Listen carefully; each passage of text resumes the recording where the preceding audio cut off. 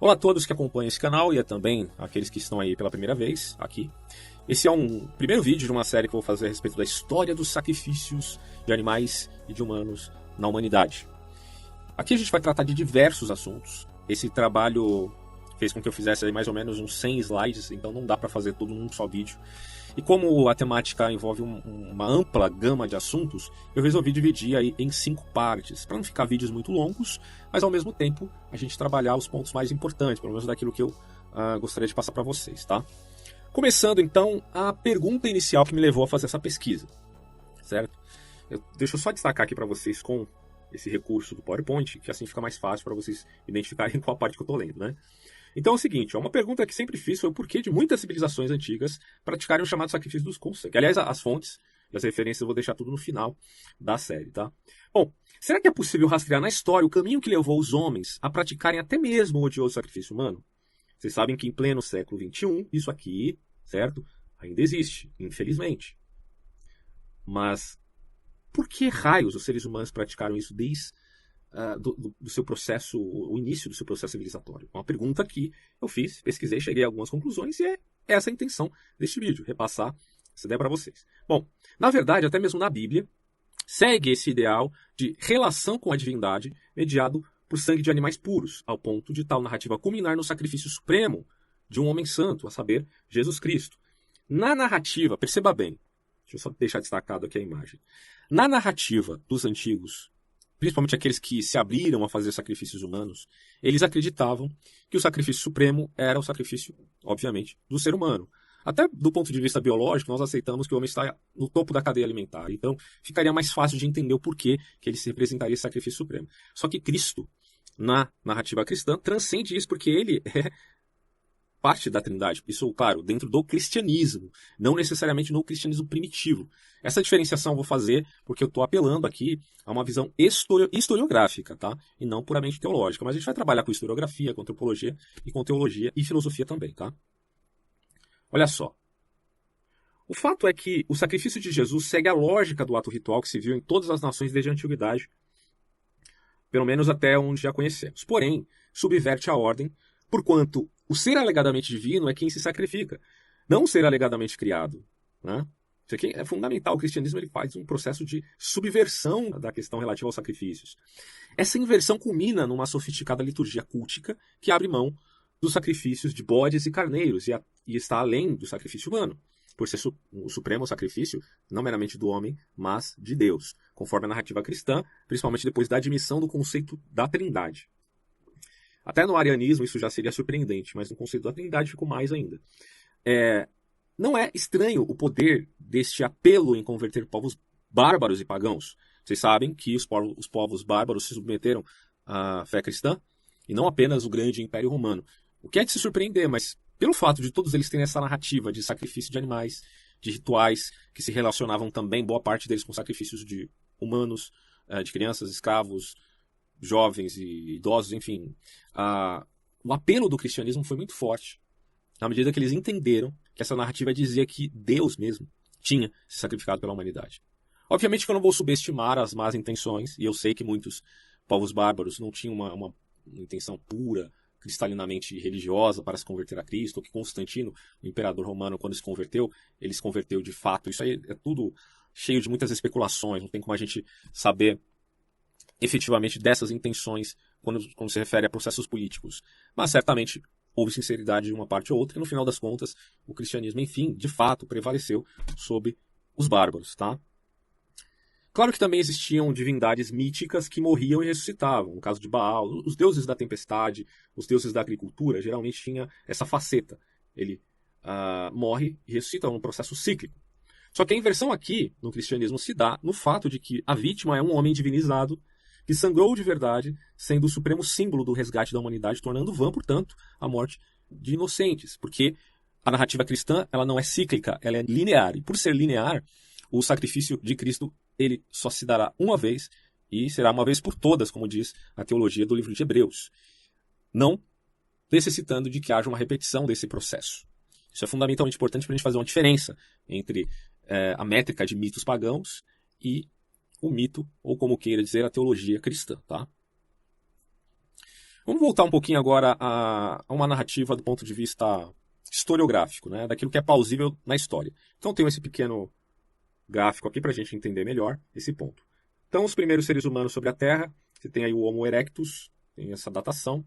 Você tem a Idade da Pedra, que se dá de 500 mil a.C. até 5 mil a.C. É uma data aí aproximada, na verdade 3 mil a.C., né? Porque entra aqui também o período neolítico. Então, eu só estou mostrando isso aqui para vocês entenderem, tá, todo esse processo. Porque eu sei que tem criacionistas que assistem ao meu canal e que vão simplesmente dizer, não aceito esse tipo de datação, isso é muito questionável. Eu entendo você, tá? Só que eu estou colocando aqui do ponto de vista histórico. Inclusive, o termo pré-história já não é muito adequado, né? Porque dizer pré-história é como se a história tivesse começado depois. Só que já existia história antes da escrita. É isso que eu quero colocar aí para vocês. De qualquer modo, esse período, a gente vai destacar aqui o Neolítico e a Idade dos Metais, tá? Então, esse período aqui é fundamentalmente importante para a gente entender, para a gente conhecer esses conceitos. O período Neolítico e a Idade dos Metais, cobre, bronze e ferro. Aqui você tem mais uma elaboração, né, bem explicativa. Paleolítico ou Idade da Pedra Lascada. Primeiras ferramentas de pedra, uso do fogo, surgimento da linguagem oral, dos rituais religiosos e das manifestações artísticas, processo do nomadismo, né, porque eram caçadores-coletores, eram nômades, não eram fixados num determinado lugar, viajavam a terra. No período neolítico, ou Idade da Pedra Polida, né, já que eles utilizavam a pedra agora também como ferramenta, você tem a Revolução Agrícola, certo? Então há o sedentarismo. Então a caça e a coleta deixa de ser a principal fonte de subsistência, surgimento de agricultura e domesticação de animais. E esse processo aqui, olha, isso aqui é muito importante, cara, domesticação de animais.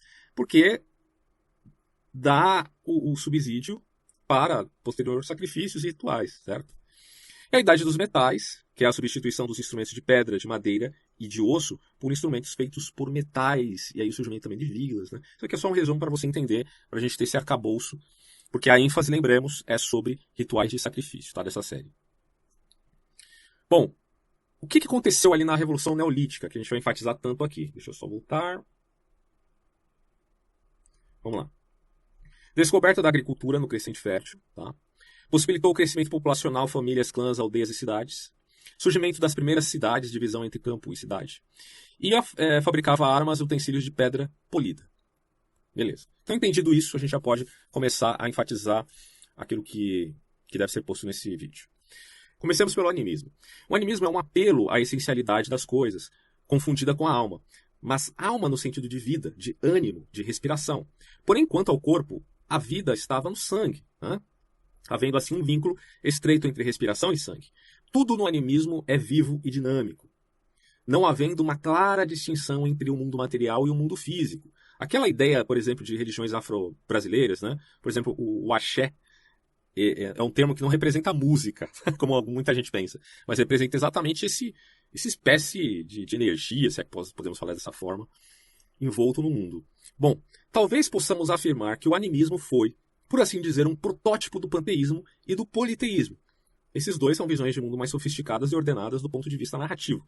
Mas aí, cabe a gente enfatizar que o politeísmo pode ter muitas vertentes diferenciadas, né?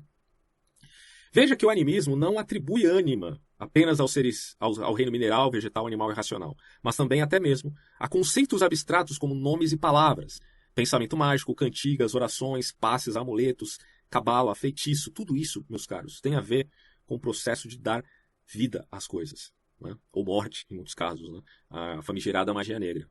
Bom, a natureza é feroz, isso não é novidade para ninguém. De certo modo, tensiona o homem a atos ferozes, em sua religião primeva. Pensemos, por exemplo, nos grandes carnívoros. Facilmente poderíamos ver em seu poder um sinal de divindade. Tanto é assim que em boa parte do mundo os animais sacrificados eram herbívoros. Vocês já repararam nisso? Que a maioria dos animais sacrificados nas religiões, claro que tem exceções, eu já vi muita gente nessa pesquisa que eu fiz mesmo, algumas culturas que chegam de fato a sacrificar cães, lobos e por aí vai. Bom, mas o que acontece é que a maioria de fato são animais herbívoros. Também é fato que o antropozoomorfismo, guardem esse termo porque ele faz frente ao antropomorfismo, é diferente, simplesmente isso. Estava presente em algumas culturas como a do Egito, certo? Onde existia uma mistura de deuses, metade homem, metade animais. A Revolução Neolítica. Durante a Revolução Neolítica, que a gente acabou de ver, os primeiros seres humanos começaram a passar das culturas de caçadores-coletores para a agricultura, levando à disseminação da domesticação animal. Alguns especialistas sugerem que o sacrifício ritual de gado pode ter se desenvolvido como uma continuação de rituais de caça antigos, à medida que o gado substituiu a caça selvagem no suprimento de alimentos. Sabemos que sacrifícios, ainda que de animais ou de vegetais, que também existiu, tá? Necessitavam de um certo nível de radicalidade. Quando você pega, por exemplo, Caim e Abel, você percebe que a radicalidade maior foi do sacrifício de Abel. Poderíamos perguntar, mas para Abel foi mais custoso do que para Caim? Talvez sim. Mas será que Deus aceitou o sacrifício de Abel ao invés de aceitar o sacrifício de Caim porque tinha sangue? Fica uma questão a se pensar aí, tá? Foi porque era mais oneroso do que o de Caim ou porque era um animal e, portanto, tinha sangue? Bom, o texto não é tão explicativo como nós esperaríamos. Então, quais foram as motivações que levaram nossos ancestrais a sacrificar? Porque isso aqui, meus caros amigos, remonta aos nossos antepassados, né? Enfim, nós descendemos dessa narrativa, né? De certo modo. Segundo alguns autores, dentre eles Freud, a culpa é uma agressividade alterada. Se você pega lá as obras de Freud que falam do mal-estar da civilização, Totem e Tabu e tantas outras, você vai perceber que a culpa certamente foi um dos gatilhos que fez com que os homens procurassem uma maneira de se ver livre diante da divindade com seus rituais. E essa culpa, ela é a agressividade alterada. Então você tem de um lado a violência, a agressividade do ser humano, e do outro lado a manifestação dessa agressividade agora de forma deturpada, se é que podemos dizer assim, que seria a culpa. Essa alteração implica uma busca desenfreada por justificação. Eu não sei se vocês já notaram, mas isso aqui, ó, justificação, é algo muitíssimo comum, tá? Na psicologia humana. Todo momento as pessoas tentam se justificar, aliás, os políticos não me deixam mentir nesse caso, tá? Justificação é muito natural para nós seres humanos. Principalmente porque nós sentimos culpa, a não ser que você seja um psicopata. Aí já é outra questão, né? Um outro fenômeno. Bom, a natureza humana sempre procura justificar os seus atos, ações, valores, ideias. Eu citei os políticos. Mas seria esse o único motivo? Bom, os sacrifícios de animais, em geral, são classificados em 4 tipos. Né? Geralmente, é o que a gente observa nas culturas mais importantes da história humana. Então você tem o louvor, ação de graça, súplica e expiação. Um sacrifício de louvor expressa a homenagem e envolve a veneração de um relacionamento religioso consagrado. Os rituais de sacrifício do dia de ação de graças são realizados porque um favor foi concedido, como o nascimento de um filho, por exemplo, a não ser que você, na cultura onde os povos aceitavam sacrifícios humanos, venha sacrificar a criança. Bom, a forma mais complicada de sacrifício é a súplica, porque requer um pedido específico por meio de um vínculo direto estabelecido com o sagrado. Tem a questão aí da barganha, que eu vou tratar daqui a pouco. Outros sacrifícios de animais são destinados à expiação. Há uma falha moral por parte da pessoa que realiza o sacrifício. Ela pretende aplacar entidades animistas que ajudarão. Eu coloquei aqui que ajudarão. Foi redundante aqui, não percebi. A restabelecer uma conexão com o sagrado. Seria isso a admissão de uma culpa originária? Estamos a admitir que de fato existe uma culpa originária que remonta ao mito de Adão e Eva? Bom, como eu acabei de citar Freud e outros psicólogos, psicanalistas, sociólogos ou antropólogos até admitem isso, a culpa originária. Mas a explicação do fenômeno não é necessariamente o fato de Adão ter comido o fruto proibido. Mas a culpa originária realmente tem fundamento do ponto de vista sociológico aqui. Ao que parece, o homem moderno ele tem, deixa eu só destacar, a mesma sintonia dos antigos, tá? Ele se vê constrangido a contemplar, agradecer, pedir e se desculpar em muitas ocasiões, deixando evidente uma psicologia por trás dos sacrifícios.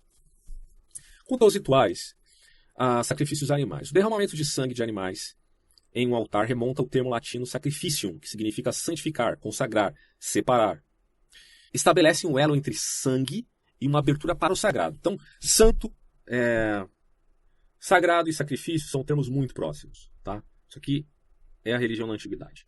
O sacrifício de animais é um desenvolvimento recente na longa história da cultura humana, uma vez que evoluiu de sociedade agrária.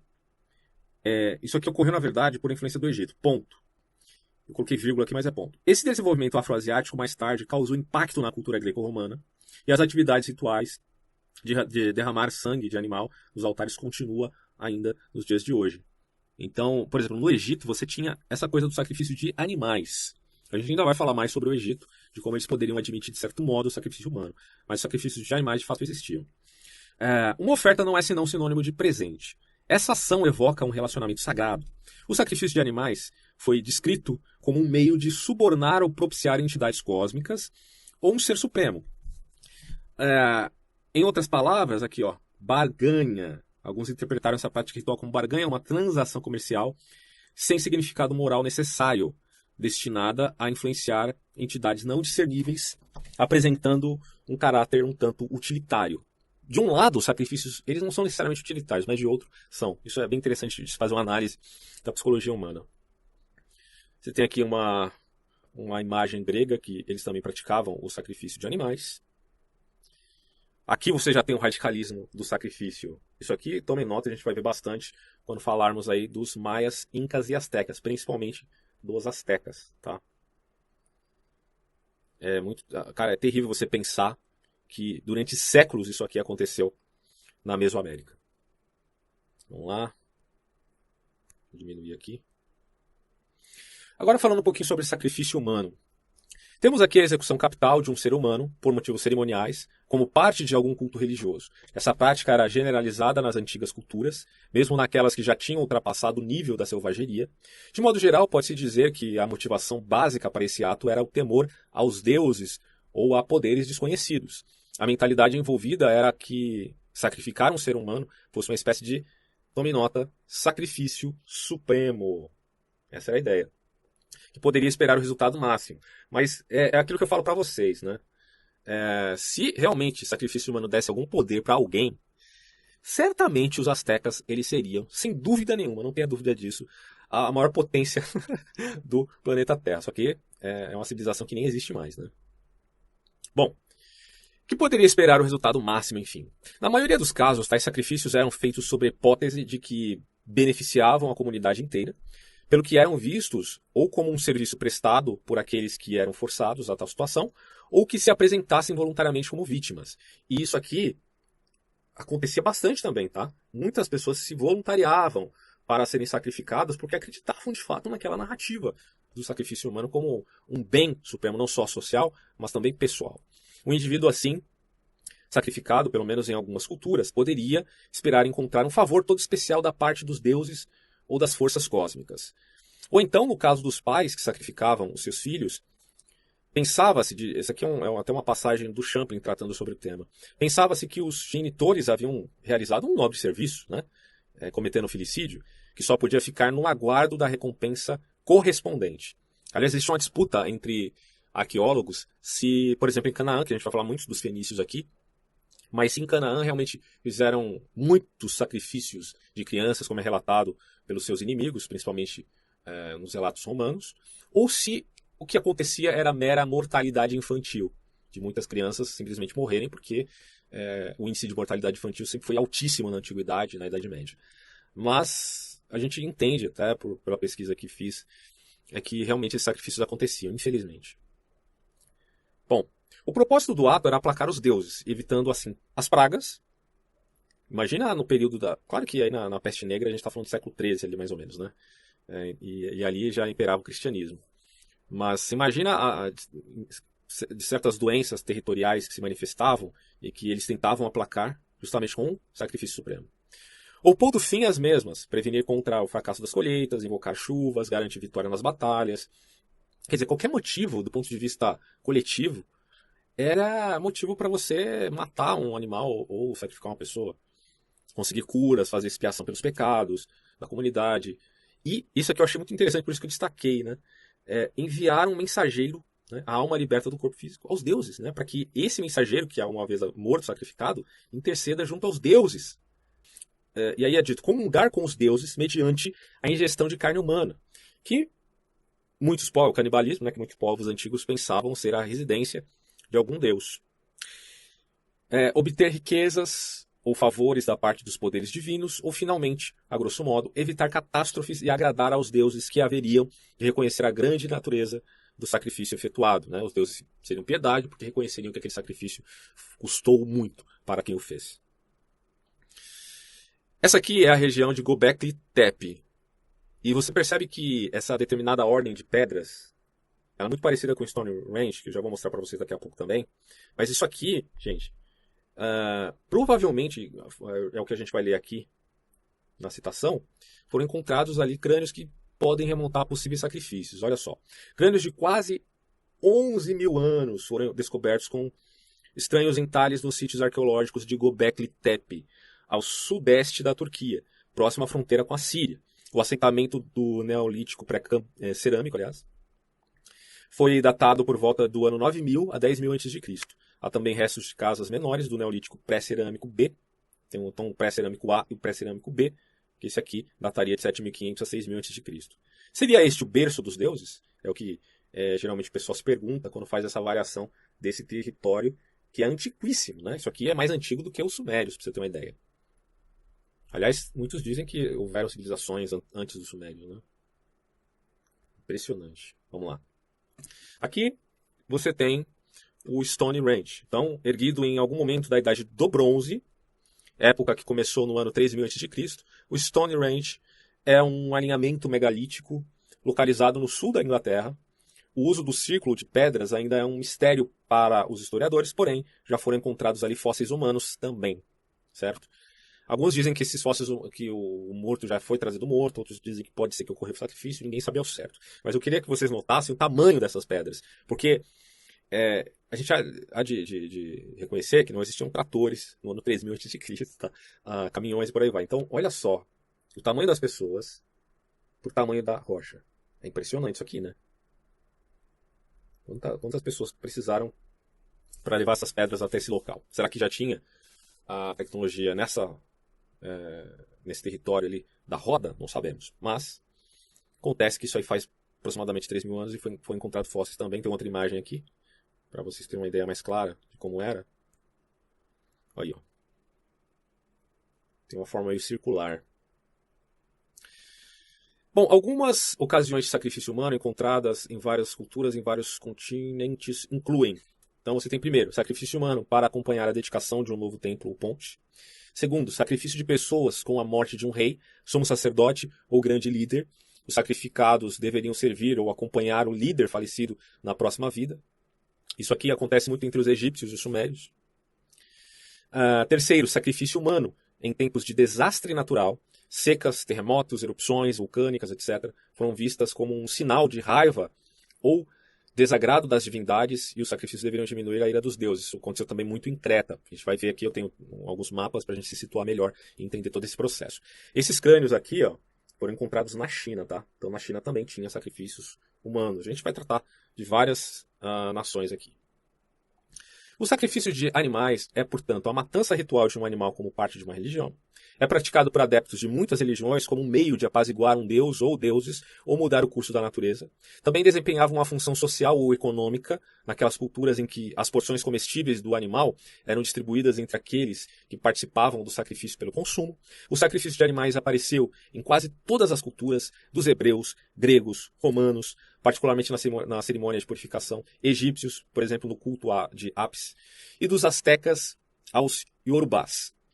A religião dos antigos egípcios sacrificava ovelhas, touros, bezerros, gansos, mas os animais sacrificados variam de cultura para cultura. Você tem um cordeiro, isso aqui comumente ocorria entre os hebreus e também os muçulmanos, que têm esse tipo de prática. Culto dos mortos. Muitos são os estudiosos, e a gente faz agora um processo gradativo entre animismo até culto dos mortos. Muitos são os estudiosos que atestam que, mesmo no período paleolítico, podemos identificar uma forma de culto peculiar, o que implica em dizer que a religiosidade está de fato arraigada no ser humano. A representatividade de seres cada vez mais capazes de fazer concatenações inteligentes foi um produto posterior a certa tradição que se formou ao longo da evolução humana, tanto que muitos dizem que certas imagens, como por exemplo uma imagem venusiana, né, foi atribuída a uma espécie humana que estava evoluindo ainda. Né? A representatividade, portanto, de seres humanos é antiquíssima, representando, claro, seres divinizados, né? Não necessariamente humanos. Certamente a habilidade linguística foi fundamental para que a religiosidade se manifestasse de modo a moldar a visão de mundo dos antigos, a miscelânea de sonhos em um mundo aos seus olhos inexplicável, com como a força de um relâmpago, a fúria dos mares, né, os poderes ferozes da natureza, além da vida, claro, social. Então você vê que cada autor, geralmente, ele vai enfatizar um desses lados. Uns vão dizer, não, a religião começou porque o homem sonhava, então o mundo onírico, ele é tão expressivo, enigmático e cheio de mistérios, de quimeras, de monstros, que isso acabou sendo frutífero para a imaginação humana formar as suas narrativas. Mas outros vão dizer que, na verdade, é o exato oposto, é um mundo natural que se projetou nos sonhos. Então, a coisa ocorre, de fato, no mundo natural, que era, vamos colocar assim, estranhíssimo para o homem, né? Outros vão dizer, não, mas a gente tem que focar na vida social. Durkheim, por exemplo, fala isso.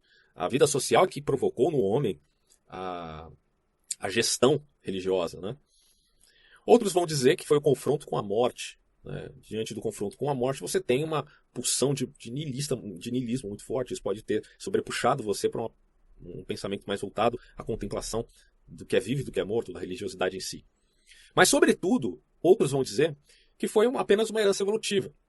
Eu faço uma referência aqui a essa obra do Fuster de Colante, eu já fiz vários vídeos falando. Tem um vídeo que eu fiz inclusive uma leitura do primeiro e do segundo capítulo, que fala da religião do fogo, da religião do culto dos mortos e da religião dos deuses da natureza, que é o famoso politeísmo. O que acontece, e que depois formou uma outra religião, que é a religião de mistério, como o morfismo, como o pitagorismo, o hinduísmo, por aí vai. Mas o que acontece aqui é que essa obra é indispensável para a gente entender todo esse processo. Mas a ênfase, lembrando, aqui nesse livro, é sobre Grécia e Roma. E aí nós temos o politeísmo. O politeísmo é um fenômeno que adquire contornos complexos, já no período neolítico. Ali o homem fixado em uma terra, lembre que aqui é o período onde você começa a ter aí a agricultura, né? Mesmo que alguns ainda fossem seminômades, de fato o processo de você se deslocar para outros lugares nunca parou. Ainda existem nômades até no século XXI, tá? Mas enfim, precisava urgentemente do favor dos deuses contra a fúria da natureza em vista de se sobejar a agricultura. É notório que o culto animista parece ter sofrido uma transição no politeísmo. E lembremos que no animismo, esqueci de falar, você tinha já a manifestação de sacerdotes xamânicos, né, que através de ervas e de usos medicinais, ou de alguma coisa que eles utilizassem que tivesse um efeito de uma droga, poderia levá-los também a uma postura um tanto religiosa, né? Agora, um outro fator que pode ter gerado a religião, esqueci de mencionar, é a própria existência de um mundo efetivamente espiritual, né? Também é um fator que a gente não pode esquecer, porque aqui nós não somos materialistas. Não que eu não seja também totalmente espiritualista a ponto de negar os fatores meramente sociais. Então, a gente está tentando fazer uma síntese aqui, certo? Bom, mas esses deuses não são necessariamente os parentes mortos dos homens, né, do culto dos ancestrais. Eles são heróis que deflagram valores humanos idealizados. Isso aqui é importante. Muitos, inclusive, se perguntam se os deuses não seriam apenas a manifestação de sentimentos coletivos de culturas bem específicas. Você tem, por exemplo, nos gregos os deuses vaidosos. Por que os deuses gregos são vaidosos? Porque os gregos provavelmente eram vaidosos, né? Deuses draconianos, como era o caso aí, ou que é, na verdade, o caso de Alá, dos muçulmanos, e por aí vai. De qualquer modo, lembremos que houveram muitas categorias de seres onde pode-se admitir derivação e assim uma mudança de status de um mani, ou um gênio representaria, de certo modo, aí, um ser ancestral, tá? Ou um elemento, ou um deus. Esse processo se caracteriza pela antropomorfização, onde esses poderes outros sofrem uma mutação na figura de homens e mulheres. Vejamos o exemplo dos deuses gregos, é o que eu já acabei de citar aqui, e que em muitos casos tidos como os deuses da natureza, expressando o equilíbrio entre vaidades humanas e poderes naturais. E aí, a gente vai falar no segundo vídeo sobre sacrifícios animais e humanos nas civilizações em variadas culturas. Então, espero vocês para a segunda parte desse vídeo e agradeceria se vocês acompanhassem, porque o material é extenso, mas eu acho que é bem válido assim para quem realmente gosta de cultura. Isso aqui não é cultura gratuita, porque tem muita cultura gratuita por aí, né? Isso aqui é cultura do ponto de vista de uma pesquisa da história mesmo, tá bom? Então, espero vocês no próximo vídeo e até lá. Tchau.